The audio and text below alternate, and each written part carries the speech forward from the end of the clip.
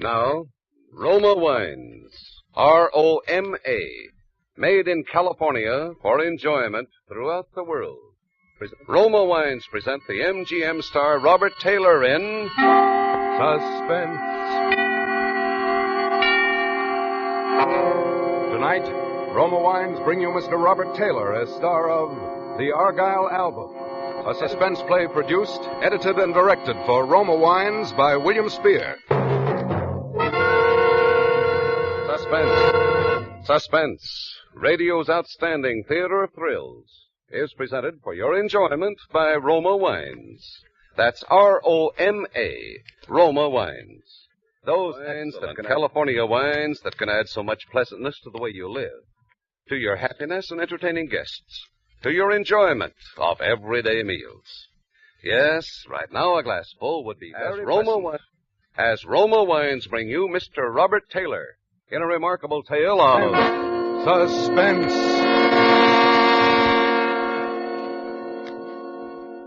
Back when I got my first job on the Herald, Alan Pierce was its star reporter.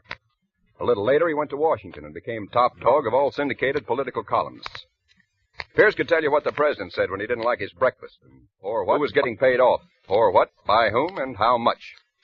He was a national big shot, so naturally his coming back to the hometown last January got local front page. Especially since the first thing happens, he checks into the Belden General Hospital from a heart attack. Heart attack he had on the train right as it pulled into the station. Quite an entrance, and timed. Maybe you remember. Just when 22 million anxious readers were waiting for his promised expose of the contents of the Argyle album, the thing he'd been building up in his columns for about 2 weeks before. Teapot Dome was going to be a church club misunderstanding compared to this.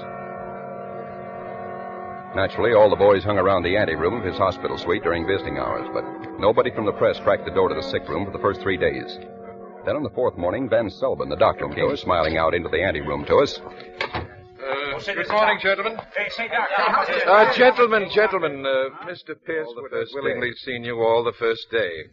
Of course, as his medical advisor, I couldn't permit anything of the sort. However, today I'll allow you to see him one at a time. I suggest that you gentlemen draw straws or something for 10. Except the man from the Herald. Mr. Pierce asked expressly to see him first. The Herald man, that's Is me. the Herald representative here? Yeah, right over here, Doctor. Do you want to come in now? Right with you, Doctor. Pinky, come here. Yeah, Harry. Dr. Van Sullivan, this is Mr. Melvin Pincus, the Herald's best and, believe me, the quietest photographer. He's very good for patients. I wondered... I'm afraid not Mr. Mitchell. Okay, Doc. Stand by, Pinky. Right. Nurse, let this gentleman in. I'll be on the 5th floor.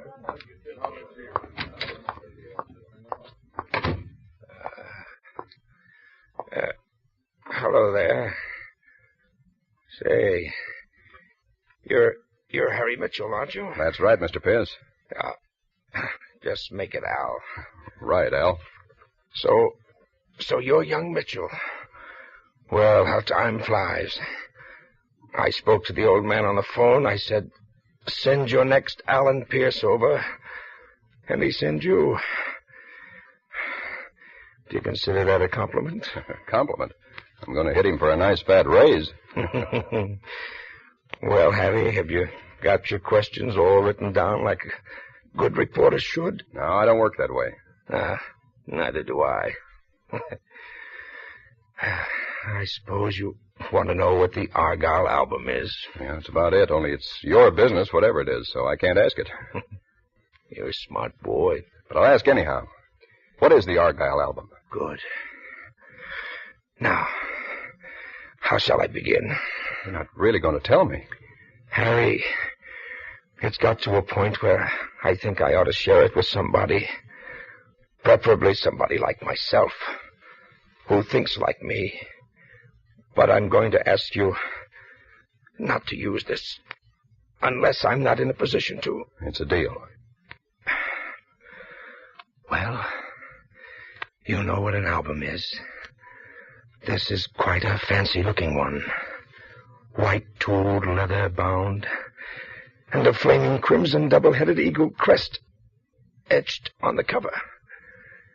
It's an impressive item. Maybe you better take it easy, Mr. Pierce. You were going to call me Al. Okay, Al, maybe you better just... No, I'm all right. It's... I guess I guess I'm a little dizzy. You want the doctor? No. No, just a drink. A drink of water, please. He leaned back on his pillow, breathing terribly. There was a thermos on the bedstand that turned out empty. I grabbed a glass and ran into the bathroom, filled it from the tap. "I'll be right there, old boy," I called, and when there was no answer, I just about guessed what it was.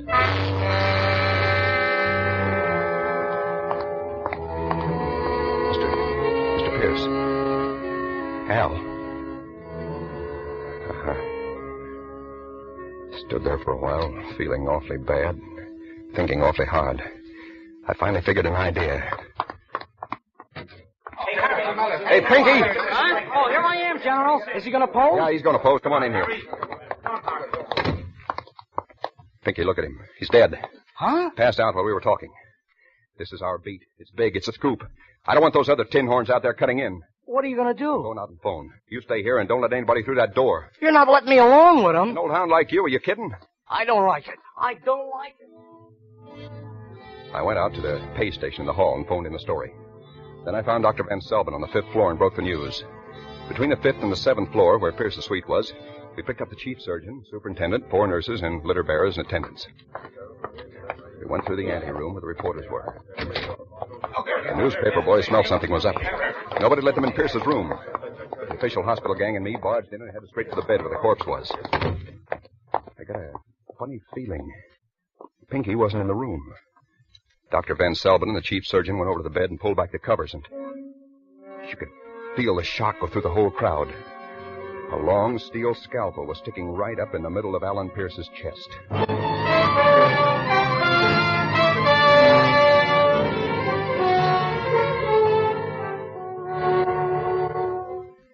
Lieutenant Horselip Sampson, who was top man in homicide, strutted in and took over.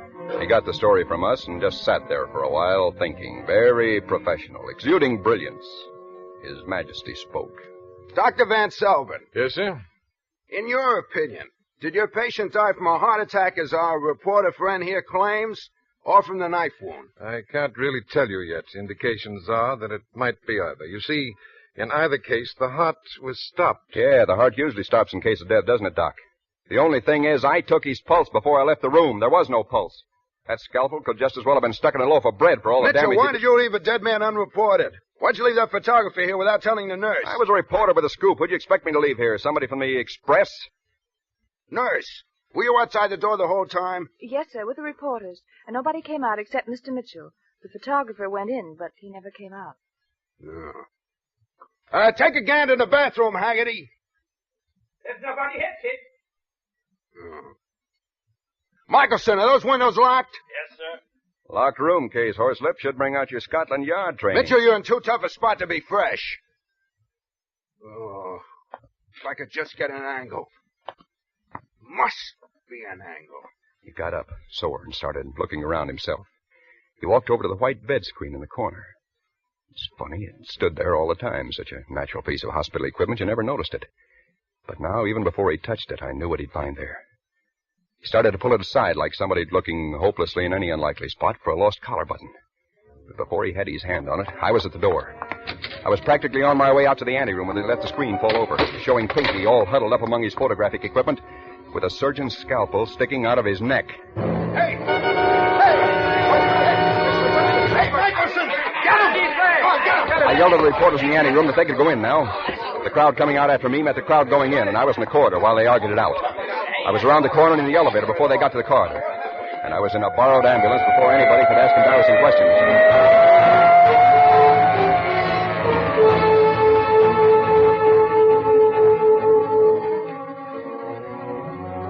I walked right through the Waldorf lobby and up to the 2nd floor. Nobody said a thing. Time was still with me. I knew Pierce's secretary was keeping suite 213 for him until he was supposed to get out of the hospital. One moment. Yes? May I come in? Well... I'm a friend of Mr. Pierce's, Mitchell the Herald. Well, what is it, Mr. Mitchell? Something I can do? Yeah, would you let me rifle your boss's desk, files, papers, and possessions? I'll put them back real neat. There's something I have to find. Are you crazy? Uh-huh. I was afraid that'd be your answer. What are you going to do? I'm sorry. Don't! I really am. And it really was. I didn't like to hit a woman, especially that cute. I searched that suite top and bottom, but if Pierce ever had the Argyle album, he took no chances keeping it around. I found his personal address book. I figured it was no more use to him, and it might be to me. Now, I needed a place where I could sit down and think. Then I remembered I was carrying a key from my pal Joe Walsh's apartment while he was sunning himself somewhere in Florida. At least nobody could figure my going there. At Walsh's place, I spent about 20 minutes with Pierce's address book. He had Washington phone numbers in it that hadn't been in public directories for the last 30 years. But there was one in this town that had a red crayon circle around it. It was a query. Jor Brod, Jor, capital B-R-O-D, on Worcester Street. Not the kind of neighborhood that Alan Pierce usually socialized in. I was just about deciding I'd go see this Jor Brod when somebody decided to pay me a visit. I checked through the keyhole. Didn't see much, but what there was to see was female, so I took my chances and opened the door. She stood there, about 5'7", of the most interesting stuff I ever remember seeing. Not young, mind you, nor angelic, but gorgeous and smart-looking and sweet-voiced. Hello there. Who are you? May I come in? Yeah, sure, it's your risk. Who are you? You may call me Marla, Mr. Mitchell, and I want the Argyle album. Just like that? No, not just like that. I could be nasty, you know. After all, the police want you. Somehow, Marla, that doesn't worry me at all. I just don't think you make it a policy to have traffic with the police. An astute youngster. I like you. I like you, too, but I haven't time. I'll give you $500 for it. I don't even know what it is. What is the Argyle album? 10,000. Without a breath, that's some jump. 10,000? I'm really sorry, Marla. That's what I wanted to know. It's not for sale. Well? She moved so casually and directly to the door and opened it so quickly that I hadn't even got out of my chair before her two boyfriends stepped in. The first one looked like a round-faced, pleasant businessman. Hair slightly gray, nice smile. The one who followed him had the square, low-cut, irresistible appearance of a medium-sized tank.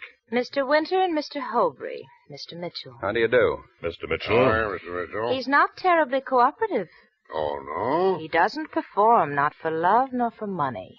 Very stubborn. Well, she really didn't try love, Mr. Winter. From what I know of Marla, that's hard to believe, eh, Marla? So you're stubborn, Mr. Mitchell. A stubborn murderer. I'll repeat my question. What is the Argyle album? My, you are a gifted actor. Well, never mind. Forget it, Mr. Winter. Isn't $10,000 enough? That's the best we can offer and still make a profit. Let's not waste time. Have it your way, son. Gil!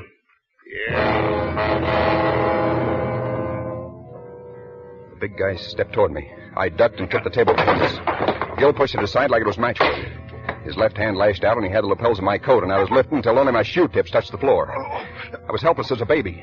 He started slapping my face, front hand and back. He kept up and up like a click on the drums, and the agony was unbearable. He stopped. I waited like you wait between pauses at the dentist's drill, multiplied by 1,000,000. I must have moved suddenly because I saw the small eyes flicker and a huge fist come swinging in my face. I wanted to duck, but I couldn't. My hands were torn from the front of my face, and it came, shocks of intolerable pain like searing flames. Then the flames flickered and went out.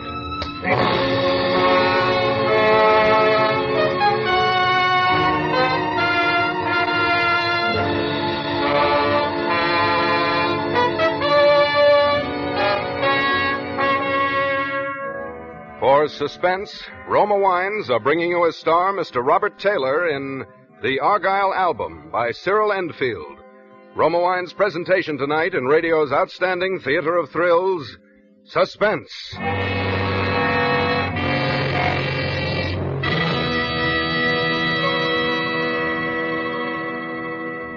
Between the acts of suspense, this is Truman Bradley for Roma Wines. Happy days ahead.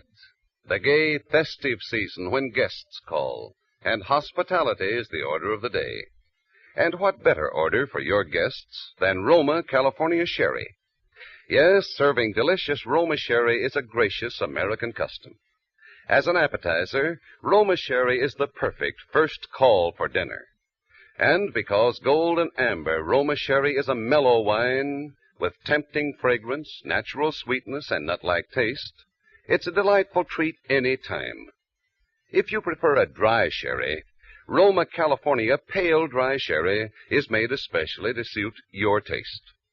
For smart hospitality, get both Roma sherries and give your guests their choice. Like all Roma wines, Roma sherry is a true wine, unvaryingly good always. And Roma's new low prices save you as much as 1/4. Insist on Roma, R-O-M-A, Roma wines for uniformly fine quality at low cost. Remember, more Americans enjoy Roma than any other wine. And now Roma Wines bring back to our Hollywood soundstage Robert Taylor as reporter Harry Mitchell in The Argyle Album, a play well calculated to keep you in suspense.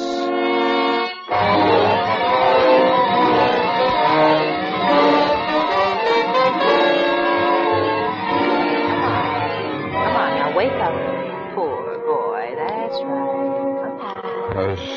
Come on, wake up. The bedroom of the apartment. Marla was bathing my forehead with a damp handkerchief. Right. That's right. I'll lay quiet until things cleared up a bit. That's it. Rest a little, that's the boy. Marla.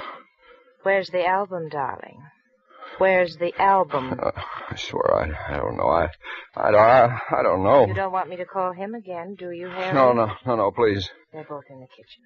I'm supposed to help you wake up and then call. No, just don't. If you haven't got it, do you know where it is? I swear, Marla, I swear I don't even know what it is. All I know is it's tool white leather or something. You don't? You don't? All right. Here's what I know. Winter found it originally. He was in occupied Europe then. He doesn't admit it, but I think he was the leader of a looting party after an American raid. It was a sheaf of documents recording the transfer of large sums of money by certain individuals, both German and American. Big men who wanted to make sure that they'd come out right no matter whose armies won. Winter knew that he found a fortune that day, a fortune in blackmail. What happened? He kept it in a public locker in a bus station, normally the safest place in the world. It was in a town down here in Virginia, Argyle. On a 1,000,000-to-1 twist, he lost it. A gang of young hoodlums blew open that section with a dynamite stick. And it's been missing ever since, until Alan Pierce started hinting about it in his column in the international scandal it involved. So, when Pierce died, you see, Winter had a right to suspect that Pierce's murderer might have the album. Naturally, the big men wanted too. Lots of people wanted badly. Including me. You? What for? Resale value. I see. That's a decent motive. I'm a decent person. Yeah, you are. Come here. You're nice. You're a nice boy. You know, I could just press my thumbs here at your windpipe, and you couldn't even yell. You don't think I'd have given you a chance like this if I really cared? You're not kidding me. That's the excuse I'll give to Winter, that you choked me and I couldn't yell. You go down the fire escape. I'll give you plenty of time before I call him. I don't figure. What's in it for you? We'll see each other again, won't we? You'll find it. Hurry up. Okay, honey, you asked for it. Not too hard. It was a funny experience choking a woman deliberately. I squeezed pretty hard, scuffing bruises at her throat to make it look good. I got so mixed up I didn't know what I was doing. I took her once and kissed her very hard. I ripped her clothes a little and mussed her hair, and when she looked pretty battered, I kissed her again and crawled out on the fire escape and down. I gave the cabbie the Worcester Street address from Pierce's book. It was a junkyard. Jor Brod's junkyard.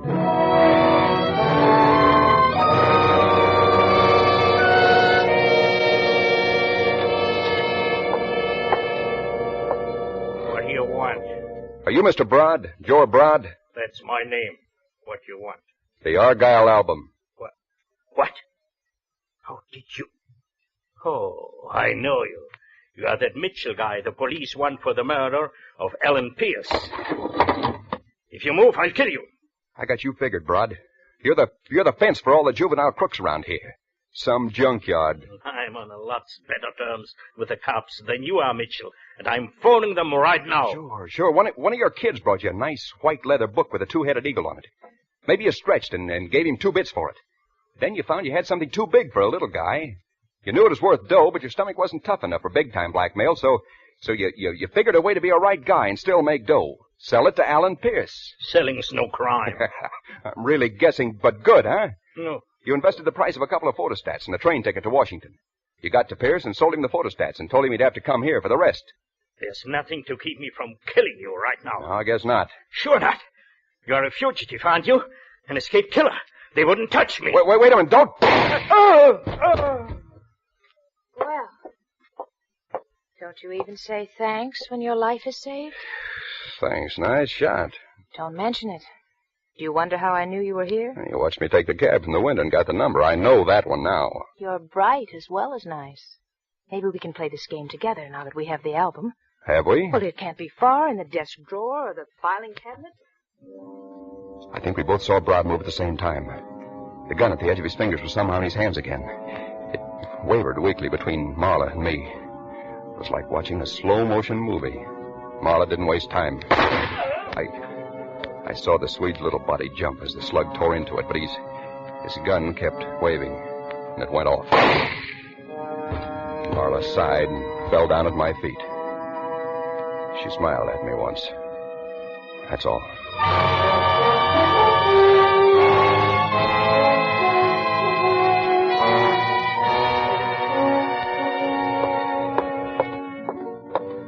I walked through 3 cops in the halls of the police station, getting no more reaction than a nod of greeting, and entered Horselip Sampson's office. Oh, thanks for the phone call, Mitchell, but you gave us a bum steer. What's your angle? Bum stare, I saw the shooting. We found the woman, very dead indeed, but there was no man. Sure, Brad. He didn't look alive when I saw him last. Well, he wasn't there. Well, I'm only telling you what I saw. Now, what do you expect us to do with you? Oh, booked me on suspicion of murder. The murder of who, might I ask? Alan Pearce, naturally. Hey, do you want to confess? It's not bargain day today, Lieutenant. Oh, it's just an angle. Say, did the autopsy on Pearce come through? I was wondering why you gave yourself up, yeah. He died of heart failure like you claimed, only because he was so loaded with dope even a normal heart would give out. Dope? You mean poison? Same thing. Too much medicine. And Dr. Van Selbin, the one who dosed him, has disappeared. Took a powder. You're not even runner-up for suspect now, Mitchell. Hey, maybe the one who stuck the scalpel into Pearce just wanted to create suspicious circumstances around the death just to be sure there'd be an autopsy. That's an angle. And how about Pinky? And how did the murderer get in and out of the room? Well, that's an angle. Hey, look, Mitchell, do you want to be held? No, I don't. Then stop asking questions I can't answer. Go on, beat it. I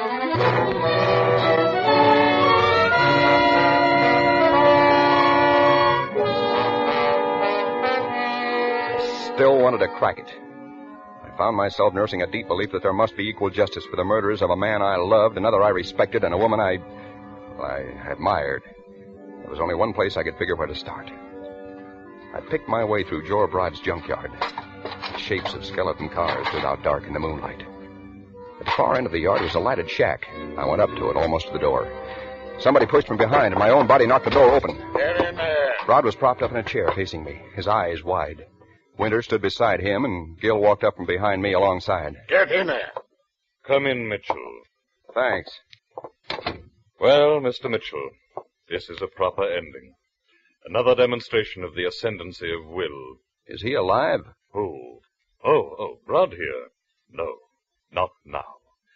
He was very weak and had no resistance. But we learned what we needed. He had the album, quite cleverly hidden. But we have it now. Here, want to see it? Thanks. Say, who hired Dr. Van Selbin to kill Pearce? A very powerful and very wealthy individual, most concerned with retrieving the album, Mr. Mitchell. But you didn't want it to be heart failure. You wanted to force an autopsy. That's why you stuck the scalpel into the corpse. That's rather clever of you, Mr. Mitchell. In the hospital, you were dressed as an attendant, right? You got behind that bed screen sometime early in the day, probably early in the morning before Pearce woke up, right? You were willing to wait a long time for what you wanted. It was very tiresome. You hoped to find out from Pearce where he'd hidden the album. You found out instead that Pearce didn't have it. But you knew that Pearce was going to die anyhow from the overdose, so you decided to put the doctor in a compromising position with a scalpel, forcing the autopsy. There's only one conceivable reason for you to have placed yourself in a hazardous position just for the sake of compromising the doctor. And what, may I ask, can that conceivable reason be? That you are the powerful and wealthy individual who got Dr. Van Selbin to do Pearce's murder. That you're no more Mr. Winter than I am. Well... The original Mr. Winter who smuggled the album out of Europe, you eliminated when he first tried to blackmail you and your fellow thieves. By that line of reasoning, I was able to do a little research in the files of my reporter's memory And in spite of the fact that you have no mustache and that there are several other slight physical changes that could easily be adjusted, you have an amazing resemblance to the very powerful, very wealthy Mr. Gerald K. Avery. Huh? What's that? A theory. But isn't this indulgence in violence a strange occupation for a man like Gerald Avery? Not at all, Mr. Avery. A man doesn't become an international power by going to Sunday school every week. You decided nobody could do your dirty work for you better than yourself. I suppose you felt you needed help, so you got a professional adventuress like Marla to work with you, on the grounds that you yourself were an adventurer, a blackmailer. Same goes for Gil here. Your time's run over, Mitchell. And Pinky. Of course, it doesn't bother you that you killed a nice guy with a nice family. To you, he was only in the way. You stuck the scalpel into Pierce's corpse to save yourself some more trouble. The trouble of paying off Dr. Van Selvin. He'll probably show up floating. You dragged Pinky behind the screen, and you got behind with him and hid. Then when all the doctors and attendants broke into the room and rushed around Pierce's bed, you stepped out casually from behind the screen and mingled with the crowd. You were dressed for the part. As a reporter, Mr. Mitchell, would you describe that exploit as daring or brilliant? No, Mr. Avery, I'd use the words selfish, traitorous, foul. Your morality sickens me. No, Mitchell. Now, there's only one more thing you didn't count on. Gil here. Gil has nothing to do with this. Oh, yes, Keep he has. your mouth shut, I'll do nothing Mitchell. of the sort. I'll tell Gil. Let him talk. Why, Gil, you fool. Let go of my arm. Let him talk. Thanks, Gil. And just keep hold of his arm, will you? Talk. Okay. As I was saying, Mr. Avery, you forgot that Marla and Gil have been playing along with you because they figured you were their kind. There's a certain honor among little crooks, but not among you big-timers, Mr. Avery. Now you have the album that couldn't hurt anybody but yourself. Who's to blackmail? Where's the payoff? Gil's wondering what's going to protect his interests, aren't you, Gil? He knows now what's happened to Dr. Van Selvin. You see, he figured you for an honest crook, not a big-timer. You're not listening to him, Gil. He's only playing for time, only trying to save his own miserable skin. I'll pay you off, Gil. I'll pay you more than you ever dreamed. So, you really are Gerald K. Avery, huh? Don't be an idiot, Gil. You cooperate with me.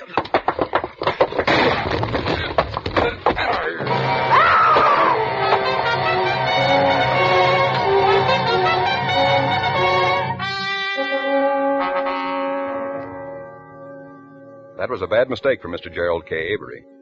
You see, he figured his gun was bigger than Gil. He moved fast, but not quite fast enough. The lead that hit Gil in the shoulder, but didn't even seem to faze him. I understand he broke Avery's arm. That's when Avery screamed. The next blow broke Avery's neck. There was an awful lot of excitement because Horselip Shadows caught up with the proceedings just about this time, and the details aren't too clear. All I know is that it had been a big day, and I was awfully tired. I went home, climbed into bed, put my head on a nice pillow made of tooled white leather, and slept a long, long time.